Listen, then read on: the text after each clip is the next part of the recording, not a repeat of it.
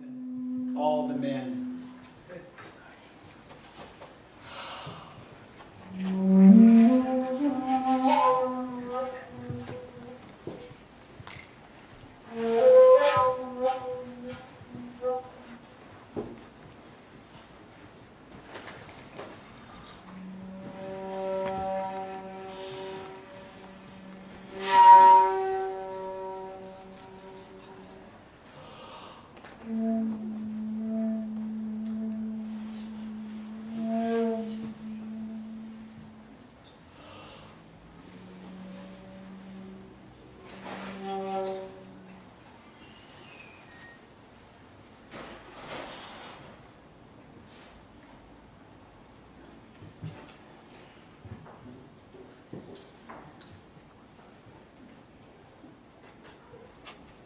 Blessed be, what a beautiful beginning. Welcome to our very special day with Khalil and Richard in the Sufi tradition. Khalil is our local Sufi teacher who leads dances and teachings in the community throughout the year, and we're so blessed to have him here sharing with us today. That's why we've cleared some space so that we can move and be led in movement dances. I remember a wonderful ceremony I went to with Khalil and Richard at in Springs, where Khalil had all this Rumi poetry memorized, and Richard playing all of his wonderful instruments. Oh, it was a memorable night, and so today is going to be a memorable day too. Before we move into the sacred container of our service, I'd like to remind you to turn off your cell phones. I put mine all the way on airplane mode, so that it's really silent. And then we'll have a few announcements and bless the children, and then we'll move into our sacred space. So, before going into the announcements, let me just look around and see. There's not as many people here today, but is there anybody here for the first time? Anybody that's never been here before? Really? Oh, great. Great. Glad you're here. What's your name? Rael. Rael. I know you do Anya. Yeah, Rael. Glad you're here. And Benjamin. Benjamin. Glad you're here and that you brought your daughter. Great. Okay, so afterwards we have refreshments and love to talk with you more, and everybody hang out. And the refreshments have to leave by 12:15, so it's good to go right there after the service and get what you want so you don't miss out. One more person who's... Hi, sweetie. What's your name again? Amale. Amale. Glad you're here. So glad you're here today. All right, well, we have some announcements, and I'll call on Marta first. Give your announcement.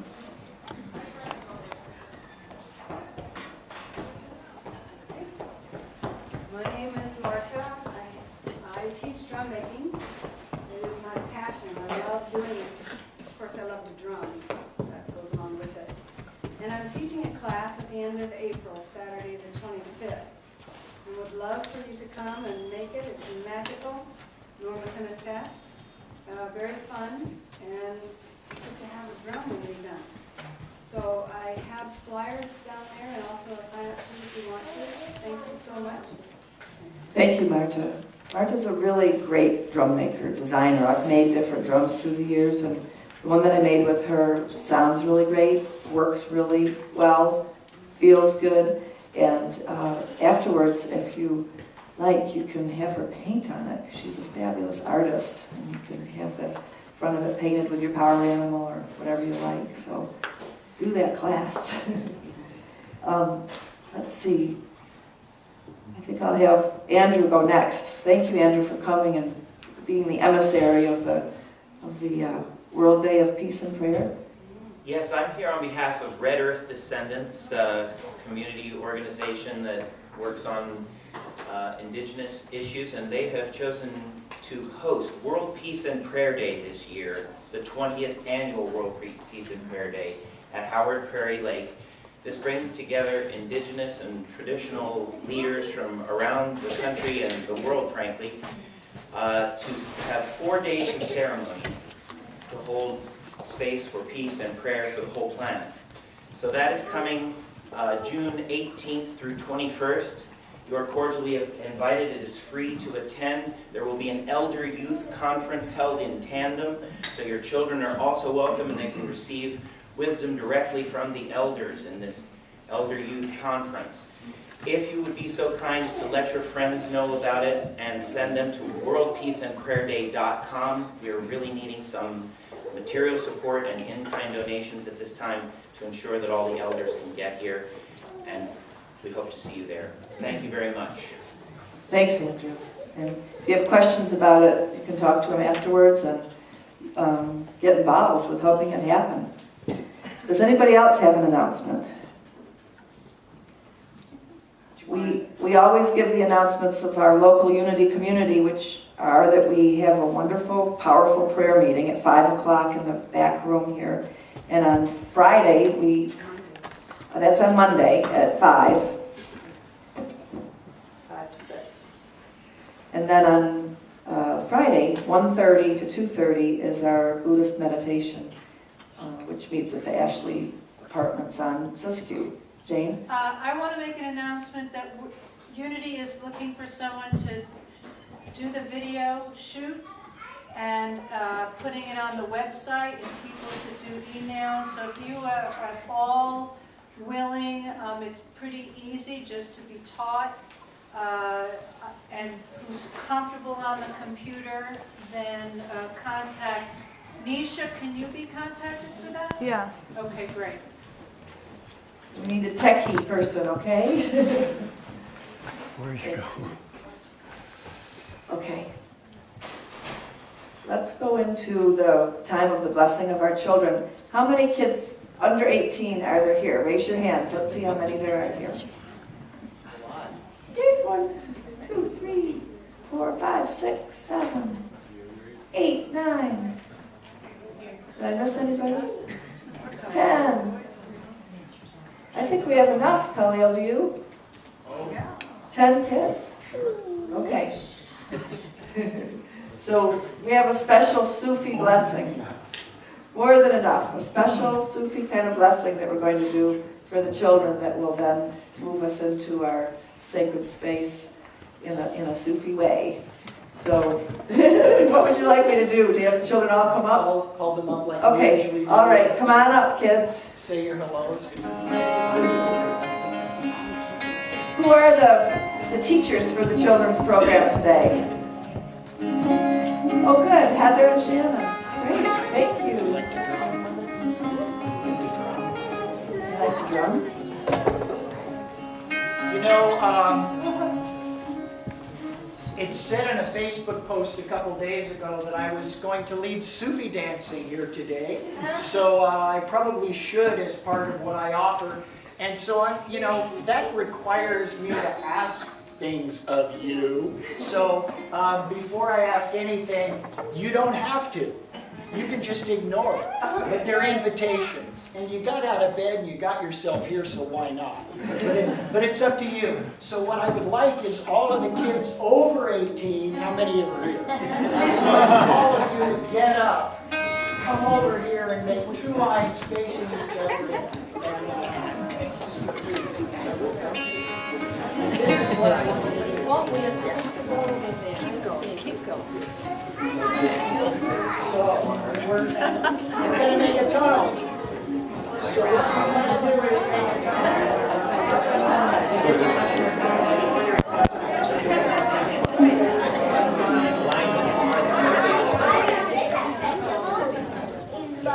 Where are all the kids? Where do they all go? Okay, kids. You're going to be the drums to this. Just the little kids be the drums. The big kids are too big. If you're not sure, watch my feet. Here they are. Okay, now we're going to have Richard play.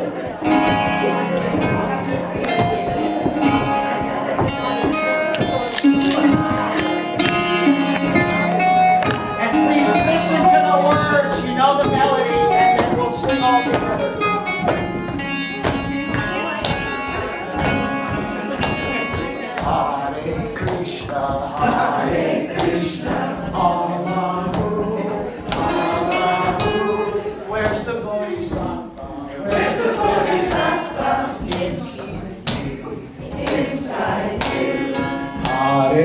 Krishna, Hare Krishna. Where's the bodhisattva? Where's the bodhisattva? Where's the bodhisattva? Inside here. Hare Krishna. Hare Krishna. Hare Krishna. Hallelujah. Hallelujah. Where's the bodhisattva? Where's the bodhisattva? Inside here. Inside here. Hare Krishna. Hare Krishna.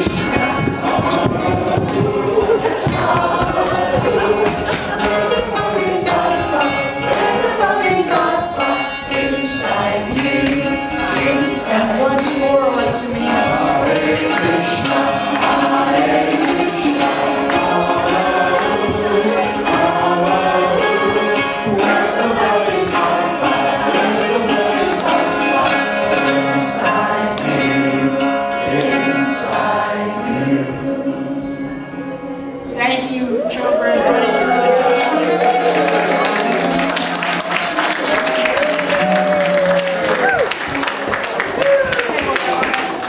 Okay, you can all go back and have seats. Except the front rows are just wanting to be occupied. So if you find yourself in the back, we've saved front row seats for you. Imagine you're going to see, whoever it is, Jimi Hendrix, Beethoven, in the face. Not that I need one of those.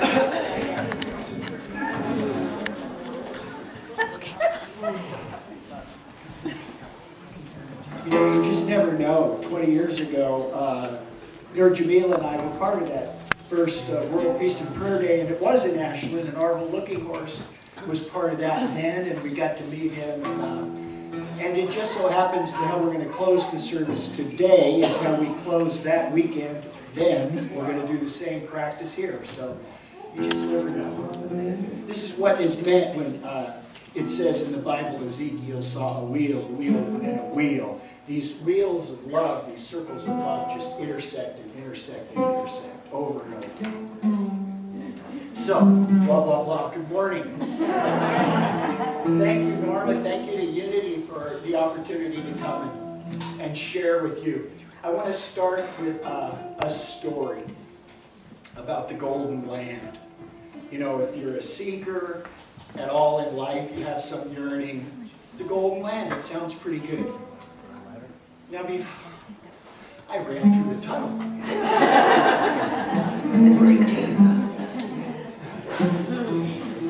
The world sees Sufis as Muslim. 95 or more % of the world's Sufis are Muslim as a religious tie. It's connected in that way.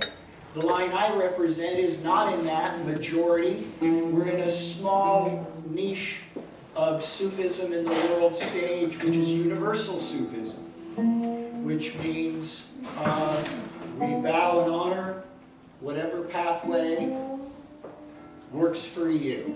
We would just say, is it working, not is it right? Is it working for you? So here's the Golden Land is what we're looking for. So there's a harbor with a bunch of ships, and they're all booking passage to the Golden Land. And these ships all have names. One of them is Buddhism, one of them is Christianity, one of them is yoga, one of them is Sufism, one is Red Road, indigenous teachings, and you get the picture. There's lots of boats, and they're all taking folks to the Promised Land, the Golden Land. They have testimonials of their successes, about how people have made the Golden Land on their particular ship. Now, Universalist Sufism does not mean we try to get to the Golden Land on every ship in the harbor.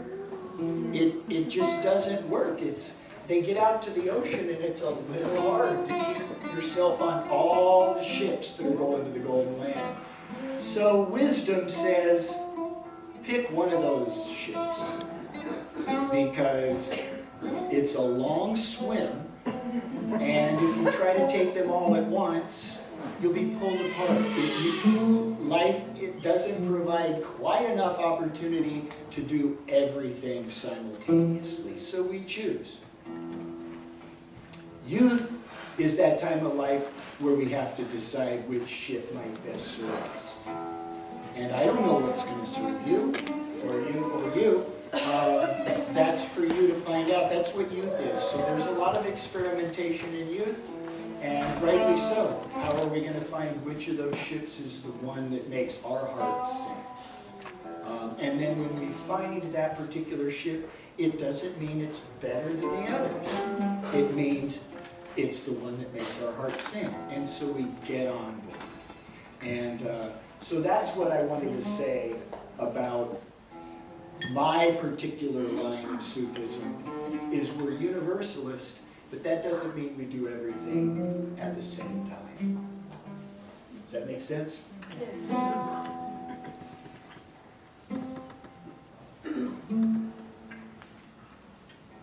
There's a fellow, he's out in the desert, and he's drilled 20 holes, and they're 6 feet deep. Along comes the wise woman of the town, sees this fellow in the desert with these 20 holes 6 feet deep, and says, what are you doing? And he says, I'm drilling a well. I'm looking for water. I'm drilling for water. And she shakes her head and says, but you've got 20 holes. They're only 6 feet deep. Do you realize how far you could have gone if you would have stayed with one of those holes? And he said, yes, but the digging gets so difficult at 6 feet. That's the spiritual smorgasbord approach to life. You're able to talk about the surface of things at gatherings and parties and social situations, but you really haven't gone deep enough for the waters of truth. Once again, back to the ships in the harbor, any one of those holes may get you there if you go deep enough. So that's what we're encouraging in our line, is to find what your heart sings to and then dive deep into that.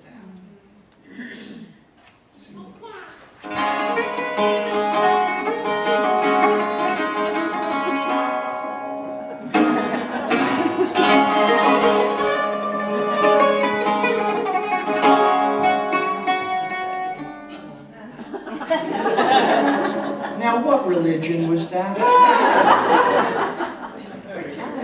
See, what we offer is not a belief system. So much of the world is caught up in, what do you believe in? I'm suggesting we don't believe in belief. And it sounds funny, but it's what I really want to impart. Belief is an empty bag. I believe that my team is going to win next Wednesday. It has nothing to do with anything. What we want is an experience. So God is not something to believe in. God is something to participate in, to experience. If you go to your yoga class, do you believe in yoga? And then you sit there for an hour and a half, and then at the end of that you go home and you had a great experience because you believe in yoga. Not much came out of that. But if you get down on your mat and you do your practice, at the end of an hour and a half, what you experience is real. You can define it however you want, but it was real. So that's what our line of Sufism is offering. Not a belief system. What do you believe in? I don't know. What do you believe in? It's going to be different tomorrow. It's different than when I'm full, than when I'm hungry. We experience. So we'll try some of those experiences today. I'll ask you to get up and then sit down and breathe and sing. That's what I'll ask. I'm also going to do something a little different than mostly what happens in churches, and that is I will invite questions. So if I say something, because I'm a guest here and I may be offering some things that are new, so if you have a question, I may or may not be able to answer. But if I can, in a reasonable amount of time, I'll give it a try, and I may be able to point you in a direction where you can find the answer, or maybe we'll meet for tea later and we can talk about it. Please.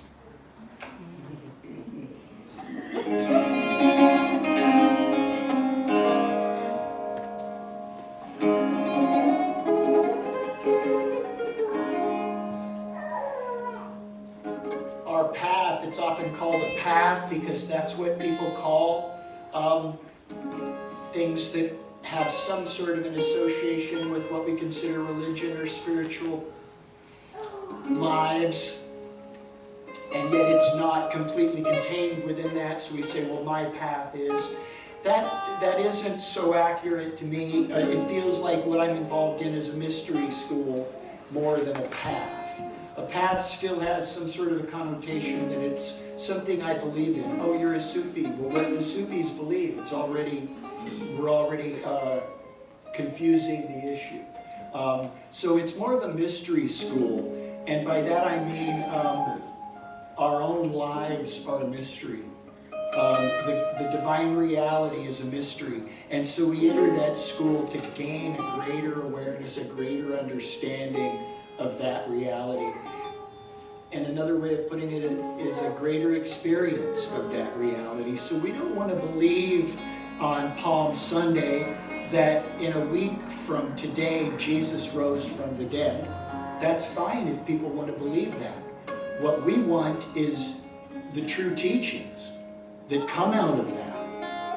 And when we sing something a little later, if I get off track, maybe you could remind me. I wouldn't mind saying something briefly about the cross.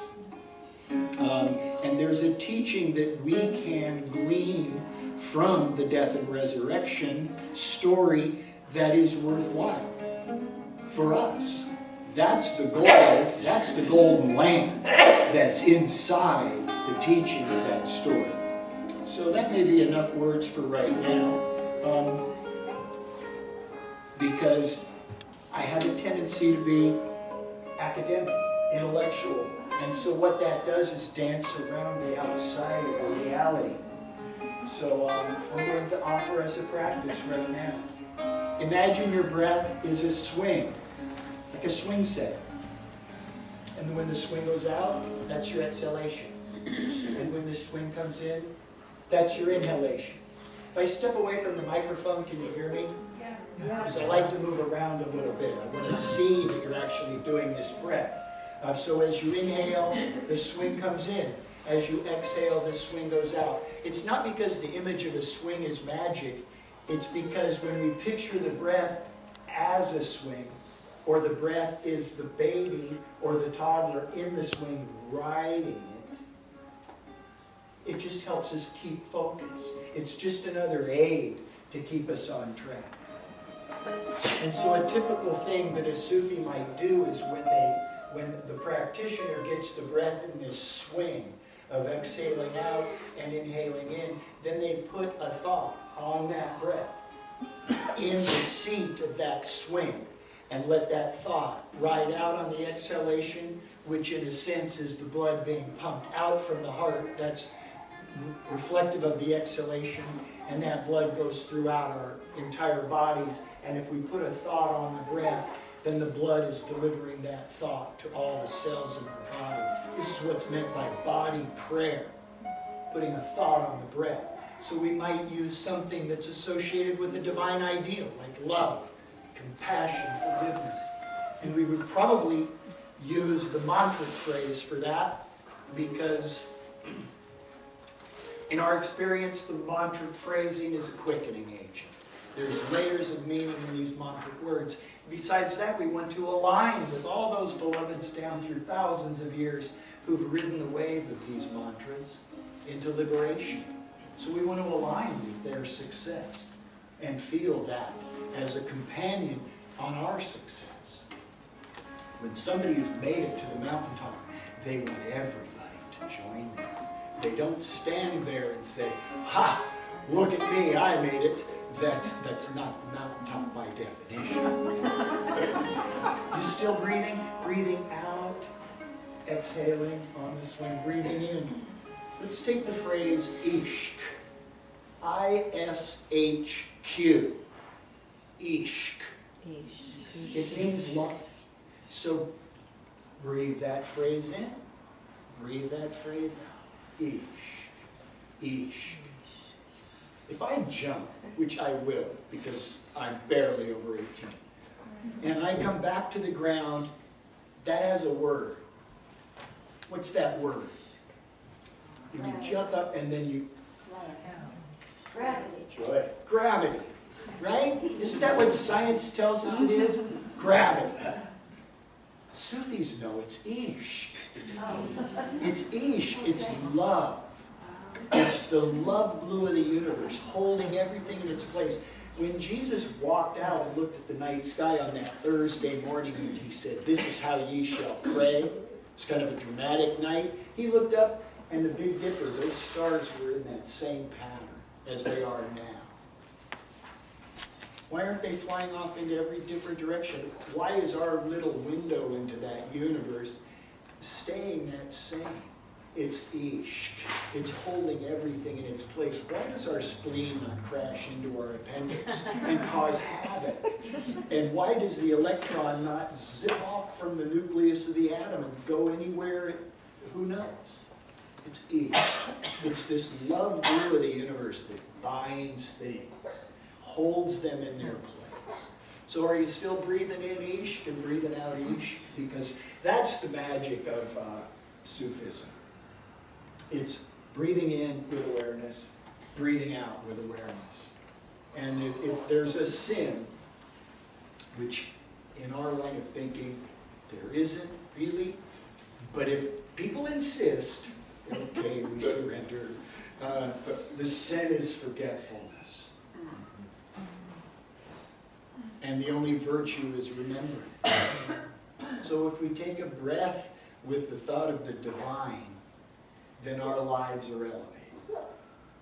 If we take breaths devoid of the thought of divine, then we've fallen short. It doesn't mean we're bad. It means a missed opportunity. We didn't hit the mark. Any comments? Questions? Answers?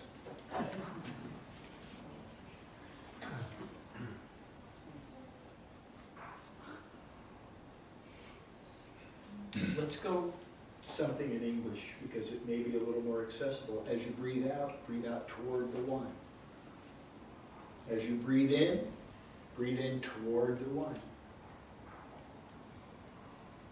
It's a simple practice, and yet if you do it, you'll find yourself focused.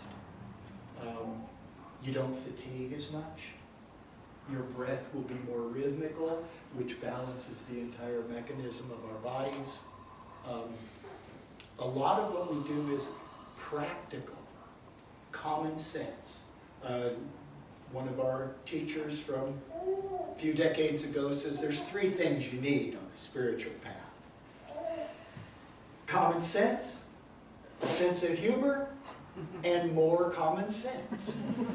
You know, it needn't be abstract or convoluted. It's simple.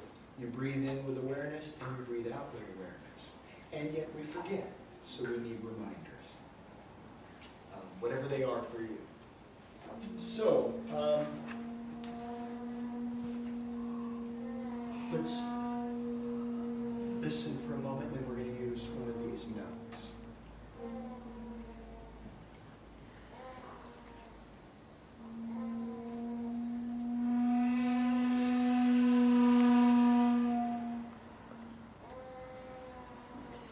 In India, when you learn to sing or you first start to sing, it's one note. And you sing it for a while.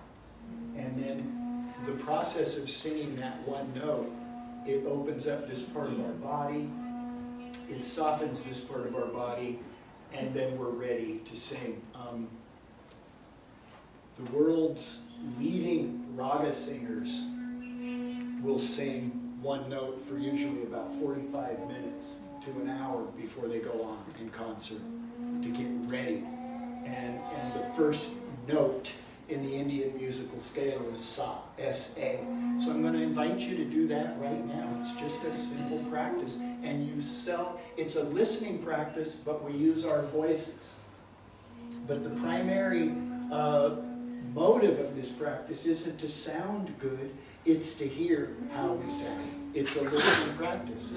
So I'll use the microphone because I'm not going to sing this really loud.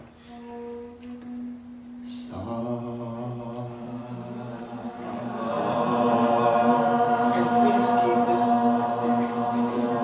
And don't all breathe at once, so some people are sustaining the sound. And as you keep singing, just allow this part of your body to soften, to open, to awaken.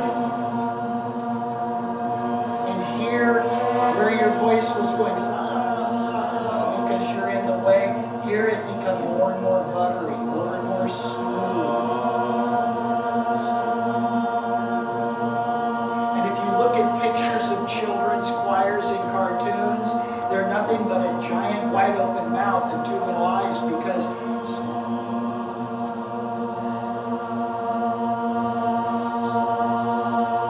once again, practical. If you want to sing, you open your mouth wide.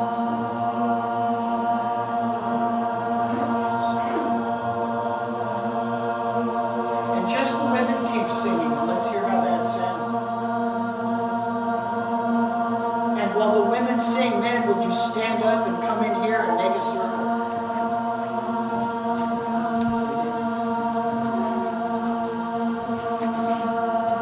And men start joining in. And just the men continue. And now women, would you come up, please, and join the circle? And let's see what happens when we make one large circle.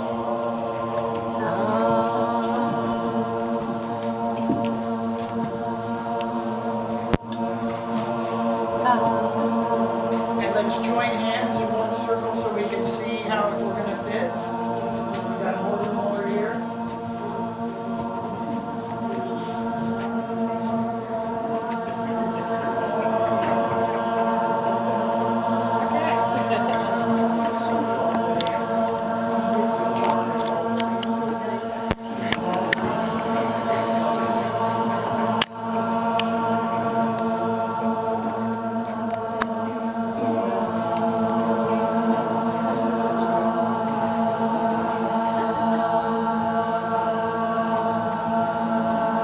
And a little softer. Our voices may be getting.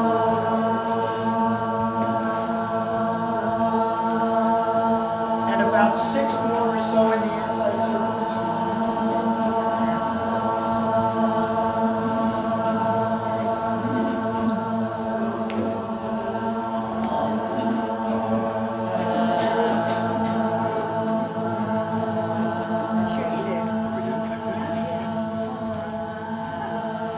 So about 6 or so more people in the inside circle. We want 2 distinct circles.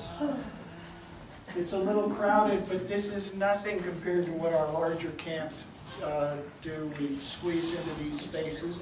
Okay, I'm not seeing 2 circles. Inside circle, everyone raise your hands, please. That one's solid. Holding hands. Outside circle, raise your hands, please. Okay, so we've got a lot of room over here. Why don't you guys squeeze together and about 2 more people come to the inside circle. And I think we're good. So for those of you who are wondering, oh my gosh, what did I get myself into? I thought I came to church and now they're going to throw these words at us and this isn't what I expected. Apologies for that. And for those of you who say, finally I've been coming to church and now we've got to sing sacred phrase. Fantastic! And, apologies to you too. So we're going to sing Om Namah Shivaya. Please say that back. Om Namah Shivaya. Om Namah Shivo. Om Namah Shivaya. First time. Om Namah Shivaya. Om Namah Shivaya. Second time. Om Namah Shivo. Om Namah Shivo. Shivaya Namaho. Shivaya Namaha. Shivaya Namaom. Shivaya Namaha.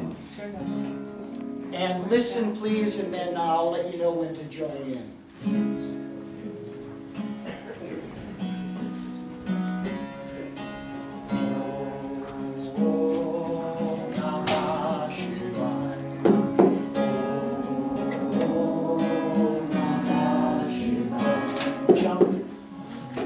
Jump in. Om Namah Shivaya. Om Namah Shivo. Listen, and then I'll call you in. Om Namah Shivaya. Om Namah Shivo. Om Namah Shivaya. Om Namah Shivaya.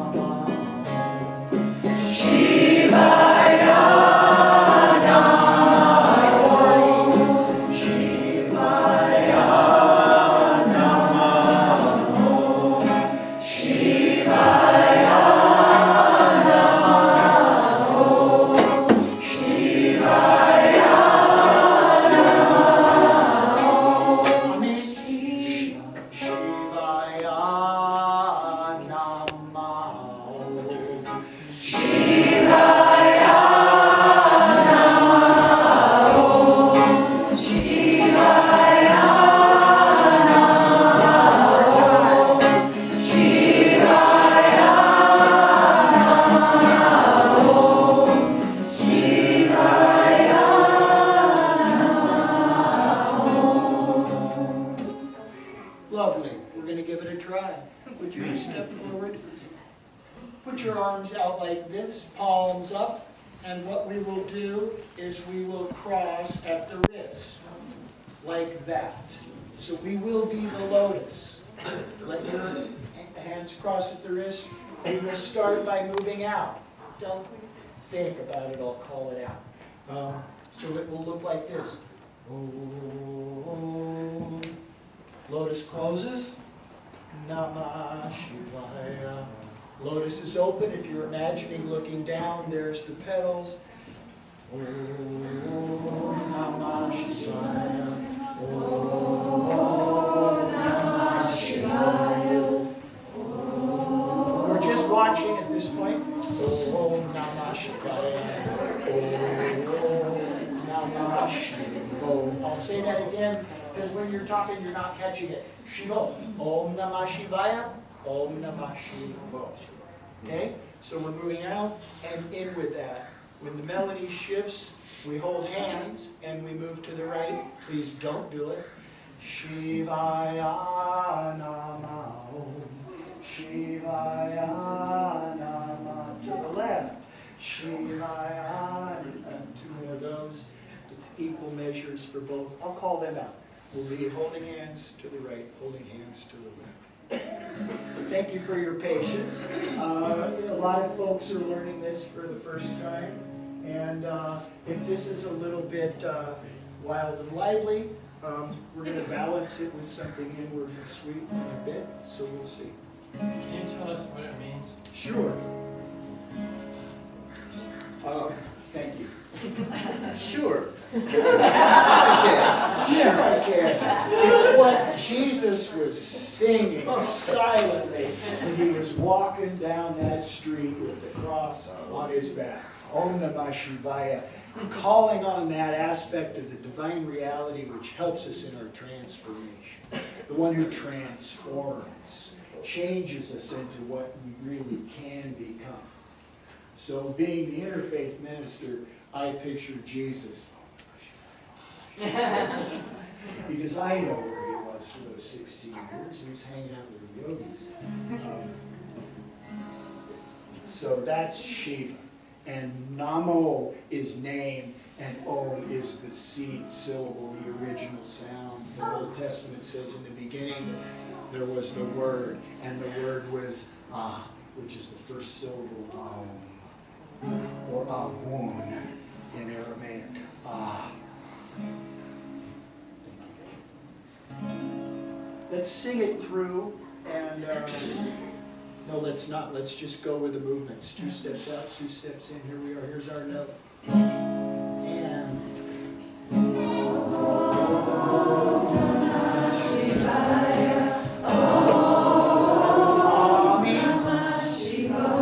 here it is. It's Om Namah Shivaya. Here's, it's that. Om in Namah Shivaya. Out in. Richard's got a bunch of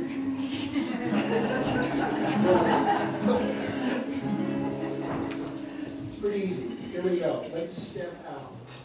Om Namah Shivaya. Om Namah Shivaya. Om Namah Shivaya.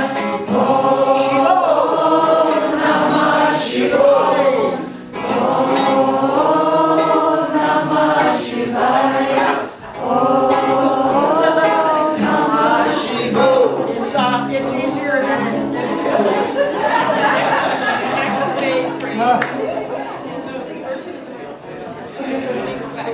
When Sam learned these dances, we're so far ahead of that. They work it out in the moment, which is what we're doing. It's Om Namah Shivaya, Om Namah Shivaya. That repeats, and then we join hands. Shivaya.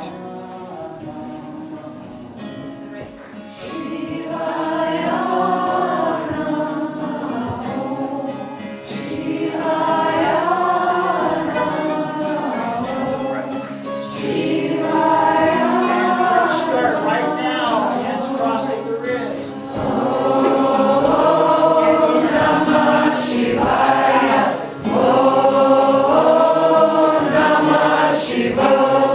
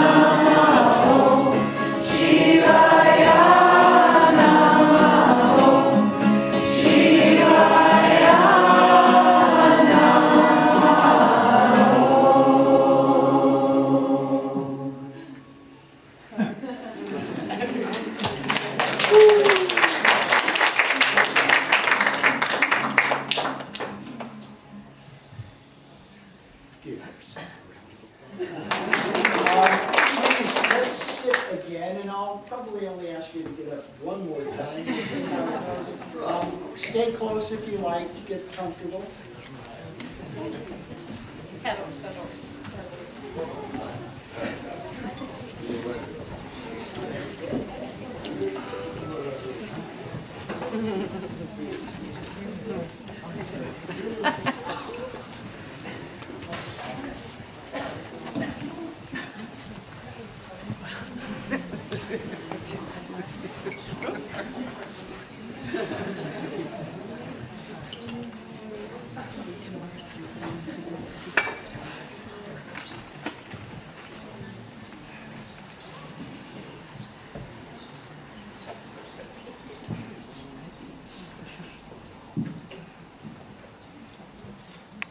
I spoke a little bit about our particular line of Sufism is universal. My house shall be a house of prayer for all people, the Old Testament, Isaiah. That fits with us. And yet, within our line, it's an initiatic path. It's not a free-for-all. So I have a teacher, and while there's no overriding umbrella of doctrine or dogma at all, I've asked my teacher to be my teacher so that they can tell me the truth of what they see. Point out my blind spots. When they see my peacock feathers of ego surfacing, they call me out. And I've asked them to do that. And the other component of having a teacher is I'm not giving myself my own practices. My teacher gives me my daily practices based on what he's seeing, or she, and what they're perceiving needs to be focused on for my further development. We tend to prescribe practices that we're already comfortable with. We tend to prescribe teachings that we've already, in a sense, accepted. And we, by definition, aren't noticing our blind spot. That's why it's called a blind spot. So it's an initiatic path that can be very specific, but that's because we've asked this person in our lives to function in that way. So saying that, you know, I was here a couple weeks ago and Norma talked about tongues of flame. I think you used tongues of fire, perhaps? Tongues of flame, tongues of fire. The same teaching. I really liked what you had to say. I'm not sure I can give a synopsis of it right now, but I wanted to add to that. This will be an example of how we might look at Scripture, whether it's Vedantic line or what we call the Jerusalem Trilogy, which is Judaism, Christianity, and Islam, the three great Abrahamic religions.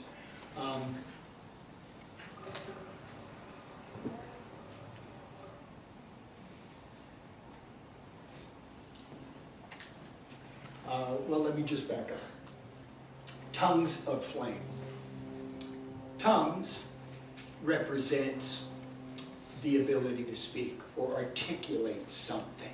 Tongues. And flame represents truth. So, speaking the truth, articulating the truth. Some people think tongues of flame has something to do with holy rollers or something where people get into altered states and they speak what would be called gibberish. That's not how we see this at all. It's the opposite of gibberish. It's straight divine truth. And the way we would look at it is when there's a master, there's a great teacher or a master, in this instance Jesus, or if it was in Asia, it might be Buddha. For me, it might be Hazrat Inayat Khan, the great Sufi teacher. But when you're in their presence, the natural tendency is to lean on them. And they are in their solar magnificence, which the sun is transmitted. It's radiant. And so the natural tendency is when you're in the presence of such a master is to be lunar relative to their solar energy, to be receptive voluntarily next to their transmission. So while the master's inner mudra is like this, giving something out that's great, the student's natural inner mudra is like this, wanting that. Their mouths are closed, their ears are open. The master passes from this plane. They're leaning on the master with this moon-like lunar posture has come to an end. They now turn to the greater community who is in need. And they now bring forth what they've been listening to, but they've been in a lunar position, not able to articulate it in that way. But now that the master has left that solar seat, their seat is the solar one, they turn to the masses and they're able to speak with tongues of flame. So that truth that Jesus gave to the 12 disciples, or Buddha gave to those followers at his feet, has now been integrated, and they're able to not speak within the limitation of their mechanism as an individuated body. They're able to break through that limitation and tap into that divine source and speak articulately about the truth of what is. So that's how we would see tongues of flame. The natural tendency is when the master passes for some of that solar capacity to start to surface in the followers, and they're able to speak in ways that they weren't aware that they were in. And I've seen it happen in myself, and I've seen it happen with others when the speaker gets an aha moment out of what they themselves are saying. So you know when you're speaking or preaching and you say something so profound, you get an inner aha, like you're hearing it for the first time. That's what we're talking about. That's tongues of flame, where you're able to say something that's beyond your previous limitation. Tapping into collective mind, getting the small ego out of the way so that the larger ego can have its day. So anyway, blah, blah, blah. That's enough on tongues of flame. But since you brought it up and that had been something that had been in our conversation, in our inner circle, thought I'd offer that as another way of looking at it. And then finally with the tongues of flame, if we want to go back to Rumi says, I want burning, burning, burning. He meant it literally. And how does he get burning? By drinking wine. And what's wine to Rumi?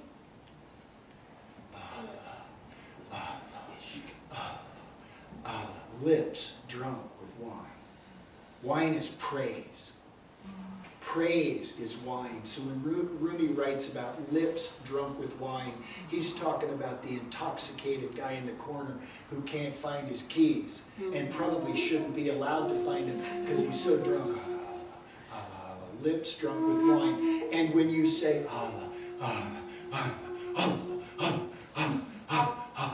you're creating friction right here in the human heart. And when Rumi says, I want burning, he's talking about, I want to chant Allah with such fervor, with such devotion that it increases the temperature in my heart. Actual burning, actual light, actually shining. So, let's burn. I'm inviting, I'm serving some wine, free wine. Come on up, and I'm going to serve some, and we're going to drink and see what happens.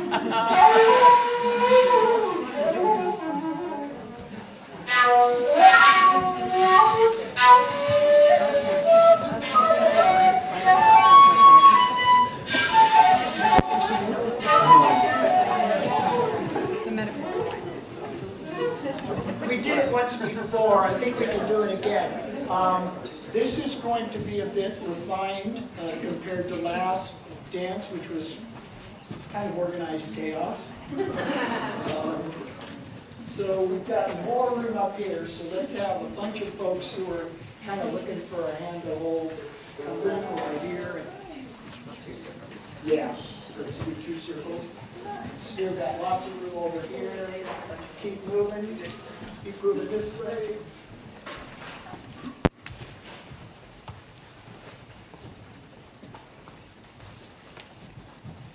And let's have the inside circle, holding hands, raise them up so we can see how we're doing. And then how about the outside circle, raising your hands over in one circle, we're good. How about we have 2 or 3 more in the inside circle, and then when the people who aren't joining in this realize how awesome it looks, we can jump into the outside circle. I'm going to ask us to sing the phrase Allah, Ishq, Allah. We went over Ishq earlier, it's the love glue of the universe. And we're going to also invoke the name Allah. It's such a perfect setting, you know, a Christian lad, raised Christian, in a Jewish temple, getting the congregation to sing Allah. Because it's funny, and yet it wouldn't have happened when I was a kid anywhere.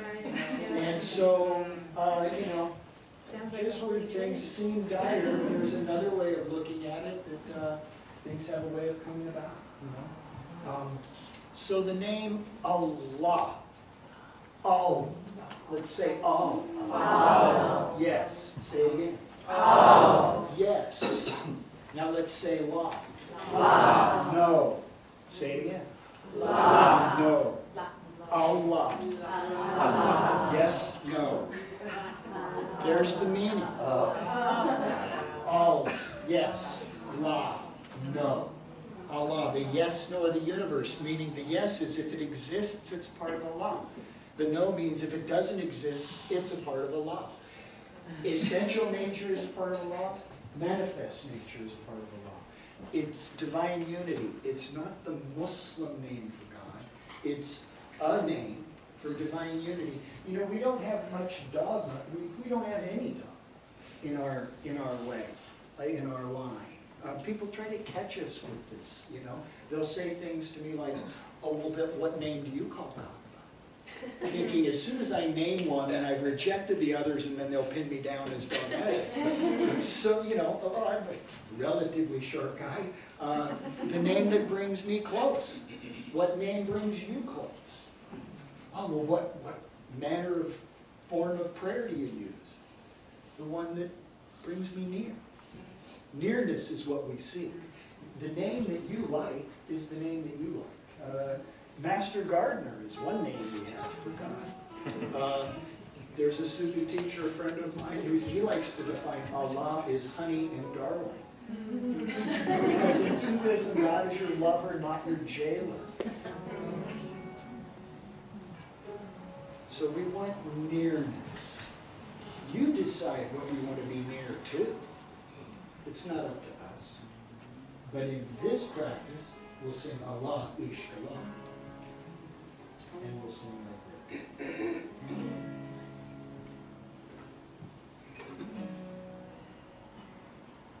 Allah, Ishq Allah. Listen until I tell you to sing, please. Allah, Ishq Allah. Allah, Ishq Allah. La ilaha illallah. Oops, there's another phrase in there I'm going to have to let you guys know about. La ilaha illallah. La ilaha illallah. Very good. We'll break that down. La ilaha. La ilaha. Illallah. Illallah. La ilaha. La ilaha. Illallah. And once more the whole thing. La ilaha illallah. Very good. And so, al, yes, la, no. La ilaha illallah, literally, no God exists except God. The only reality there is God. That's what that phrase means. So there's 4 musical lines. Let me sing them again, and then I'll have you join me.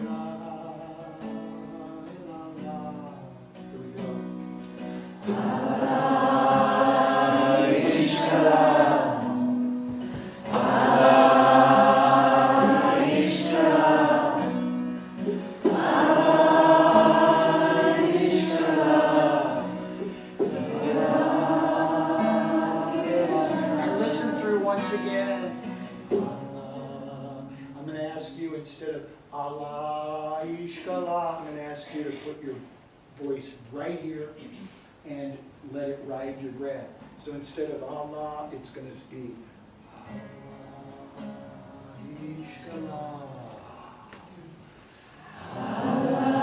Beautiful. I invite you to sing that way the rest of your life.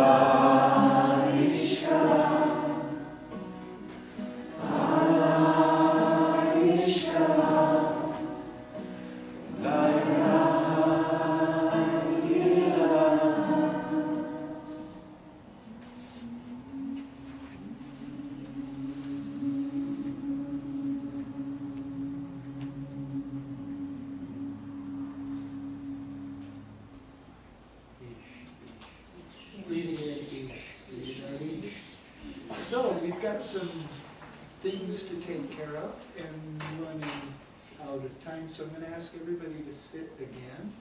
And we're going to pass the collection plate. And I have something for us to sing while we do that.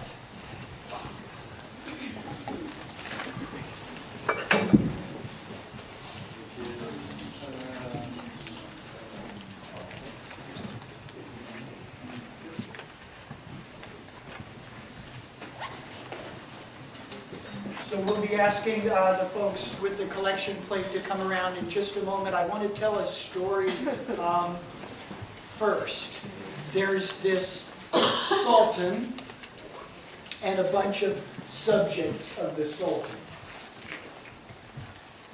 The sultan gives these 4 or 5 or 6 of these subjects a crystal goblet, fills it with water, and says, drink the water and throw the crystal goblet on the ground and break it. So they do. This is what happens. And the sultan then turns to the first person and says, why did you break that glass? And that person says, my sire, you told me to, I only aim to please. And he moves along. Next person, why did you break that cup? Something similar. Oh, I want to be good. You know, I wanted to do what you asked. I aim to please you. These were typical answers. He comes over to this person over here. Why did you break the glass? And that person said, because I wanted to. And the sultan, wow. And that's how we give. Because we want to. We want to align our will with the divine will. These people just wanted to behave. And, you know, nothing wrong with behaving, but it ain't heaven. You know? Aligning your will with the divine will, it may very well be heaven. So, do it because you want to. In these stories, the sultan represents the divine. And so, we're all subjects of the one great sultan, the one great divine. So we want to align our will with the divine will and be cheerful. So if you're here because you knew I would be here and you haven't come to this, I encourage you to support this congregation and come another time when something else will be going on. This is a pretty rich place. And if you're some folks who are here and you've never met me or what we do some pretty rich things too. And when we're in our own contained circle, things flow pretty easily because there's a critical mass. You know? So that's enough of that. And I'll invite us to sing. And I'm just going to sing. There's 4 musical lines, and when you feel it, join in. But it's going to be casual in this sense. So, from you I receive, to you I give, together we share, in this we live. From you I receive. From you I receive. To you I give. To you I give. Together we share. Together we share. In this we live. In this we live. You've got it. From you I receive. From you I receive. To you I give. To you I give. Together we share. In this we live. In this we live. No, in this we live. From you I receive.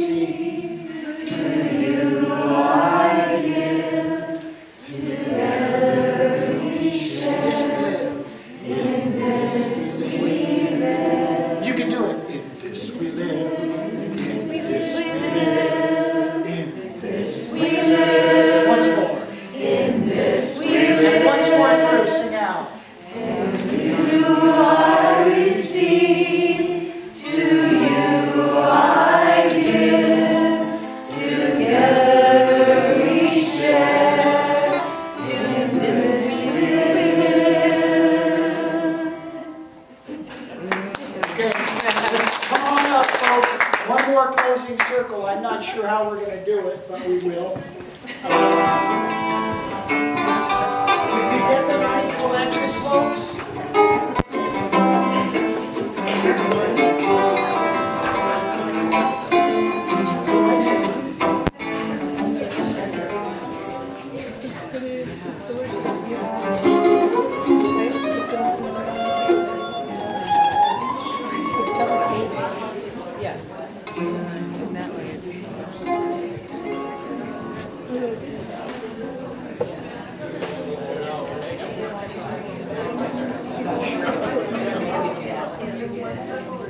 I think we're gonna need two. No, let's, we're gonna take one and let's, it's okay if you have one.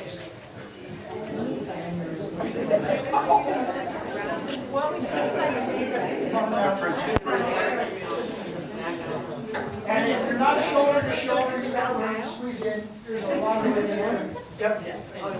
Come around here.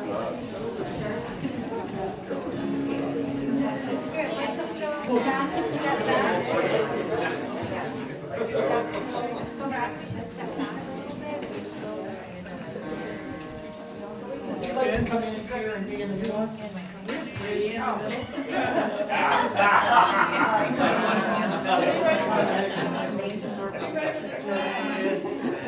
So I'm going to ask people to go into their breath and into the silence, and I'm going to ask you to tap on your heart, just lightly. You're tapping on the heart of the most precious being of God. That's whose heart you're touching right now. We call it Habib, the most near and dear, precious one. Habib. Habib Allah, the nearest one. That would be you. Every one of you. Habib Allah. So we're going to borrow a melody from the Sabri brothers of Asia. And it goes like this. Habib Allah. Habib Allah. That's it. Here we go.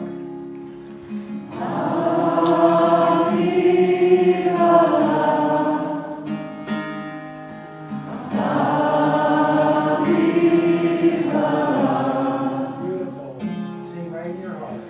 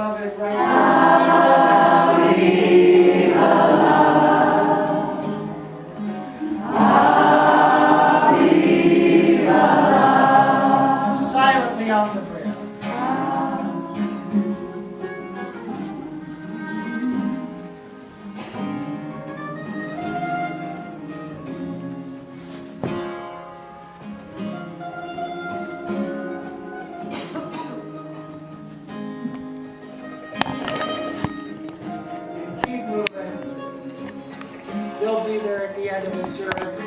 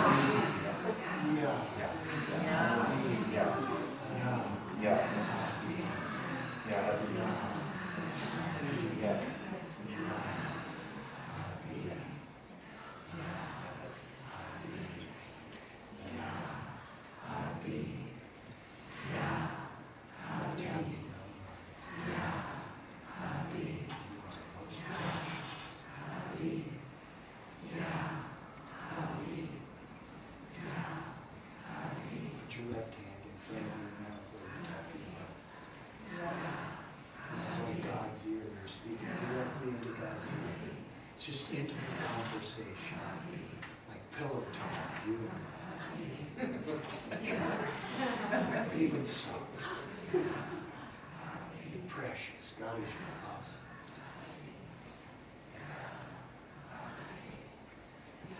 Put God's ear back in your heart where it belongs.